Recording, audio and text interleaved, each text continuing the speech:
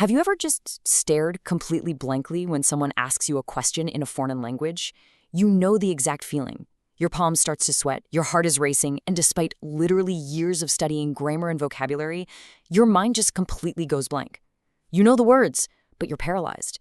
That universal, incredibly painful struggle of knowing the rules but freezing up when it's time to actually talk is often called deaf and dumb English. So why do so many of us suffer from this paralyzing fear of speaking? Why is the knowledge so securely locked inside our brains, yet we're absolutely terrified to let it out into the world? Welcome to This Explainer. Today, we're going to solve that exact mystery by bridging classic language acquisition theories with some truly fascinating modern empirical research on learner identity. Because as it turns out, achieving fluency isn't just a matter of intellectual horsepower or, how many flashcards you've memorized. It is deeply and heavily influenced by who you think you are when you're speaking. Bridging this gap between old-school theory and hard, modern data helps us understand the psychology behind why some students soar while others just freeze up, and it fundamentally changes how we should approach learning altogether. Here's our roadmap for today. We'll start with the foundations of language learning, confront the speaking anxiety problem, explore identity as the solution, reveal why belonging beats anxiety, and finally, look at putting it into practice. Section 1. Foundations of Learning. The 3 pillars. Okay, so when humans set out to learn a language, the whole process actually rests on 3 distinct foundational pillars. First, you've got cognitive principles. This involves your mental and intellectual functions, focusing on meaningful learning and building automaticity. Basically, training your brain to process grammar naturally instead of just relying on rote memorization. Then, at the bottom, we have linguistic principles, which focus purely on the language system itself to build communicative competence. But it's that middle pillar, the affective principles, that holds the real secret to fluency. This is all about emotional involvement, self-confidence, and a genuine willingness to take risks. For decades, traditional classrooms have completely ignored this emotional pillar. They just drill grammar rules and vocabulary into students' heads while entirely neglecting their psychological state. But here's the thing. If this affective pillar crumbles, no amount of cognitive or linguistic training can save the structure. It all falls apart. Section 2. The anxiety problem, the affective filter. To truly understand the emotional barrier that destroys fluency, we first have to understand this concept called the language ego. When we try to learn a new language, we are essentially developing a brand new mode of thinking, a new way of feeling, and practically a second identity. But this newly born identity is incredibly fragile. Think about it. Stepping into a new language is like stepping onto a stage without a script. As an adult or an older student, you're used to being articulate, competent, intelligent, but suddenly, you're reduced to the vocabulary of a toddler. You can't express your complex thoughts. You sound clumsy. And that profound loss of competence makes you incredibly defensive, creating massive inhibitions. The humiliation of lacking the right words or making a glaring grammatical mistake in front of your peers feels like a direct personal threat to this very vulnerable new identity. And when that new identity feels unsafe, it triggers intense speaking anxiety. The real-world consequences of a threatened language ego are pretty devastating. When you feel judged, your brain activates an invisible mental block known as the affective filter. You can kind of think of the affective filter like a massive steel blast door inside your mind. When you're relaxed and confident, the doors open and language flows in and out freely. But the very moment your brain perceives an emotional threat, like the fear of looking stupid in front of your class, that blast door slams shut. It physically prevents the language from being processed or retrieved. Just like the quote says, speaking anxiety makes it fundamentally more difficult to speak accurately and fluently. This is the exact mechanism that creates that notorious deaf and dumb phenomenon. The knowledge is in your brain, for sure, but the blast door is closed, and you are completely shut down by fear.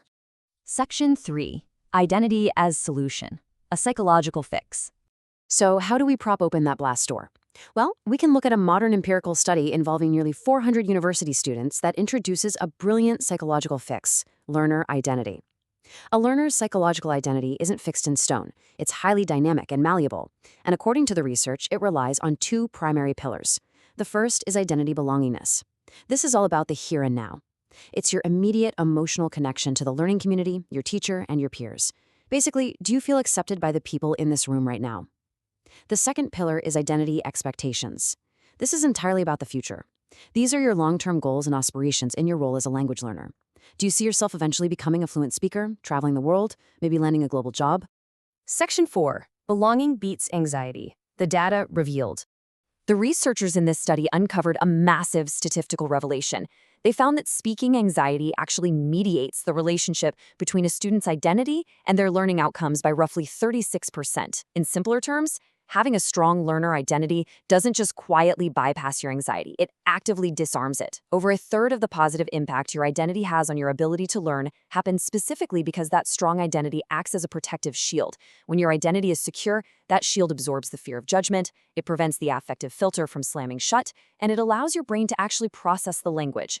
But this is where the study gets truly surprising.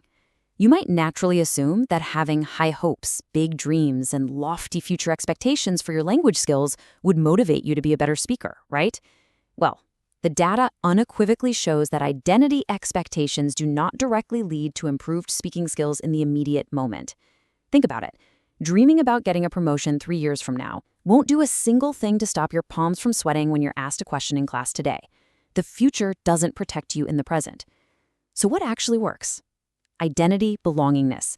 Feeling a genuine connection to the immediate classroom community is what directly facilitates oral performance. It's that immediate psychological safety, the feeling of belonging right here, right now, among your peers, that actually lowers those psychological barriers and drives accuracy, fluency, and flexibility in your speech. Section 5. Putting it into practice. Classroom techniques. If immediate psychological safety and belonging are the ultimate goals, traditional teaching methods need a pretty massive overhaul. On one side of the spectrum, we have mechanical drills. These are highly structured exercises controlled entirely by the teacher, where there is only one correct, completely predictable response. Honestly, mechanical drills actively harm a student's identity because they prioritize perfect compliance over human connection. They literally leave no room for the learner to express themselves. On the other side, we have free communicative techniques. These are student-centered and open-ended. They welcome unpredictable responses, creativity, and negotiated objectives.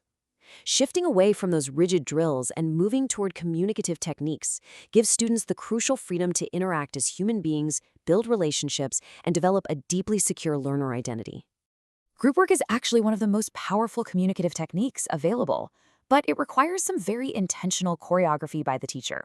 If it's done poorly, it can definitely cause more anxiety. The process relies on a precise 3-step framework. Step 1 is planning. The teacher introduces a purpose, models the technique, and provides explicit instructions so that absolutely no one feels lost or embarrassed about what to do. Step 2 is monitoring. The teacher steps back, yielding control, and acts purely as a gentle facilitator. And Step 3 is debriefing.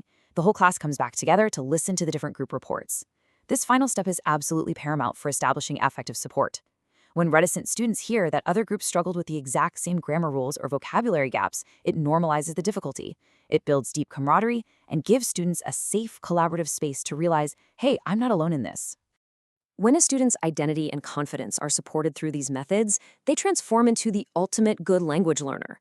Because their anxiety is disarmed and their need for belonging is met, they become completely autonomous. They operate independently, they take charge of their learning, and they synthesize information creatively. And most importantly, they freely experiment and take risks with grammar and vocabulary. This risk-taking behavior is the exact opposite of that deaf and dumb freeze response. They are no longer terrified of making mistakes, so they use contextual clues, make intelligent guesses, and actively seek out their own opportunities for practice without any fear of humiliation. I want to leave you with a powerful question. Are you just teaching a language, or are you shaping an identity? The data is crystal clear on this one. You can memorize all the cognitive rules and linguistic structures in the world, you can drill vocabulary until you are utterly exhausted. But a learner's psychological identity, their deep feeling of belonging and safety within their community, is the ultimate key to defeating anxiety. It is the only way to prop open that affective filter and finally unlock true, lasting fluency. Thanks for joining me on this explainer, and I really hope this completely changes the way you think about learning, teaching, and speaking your next language.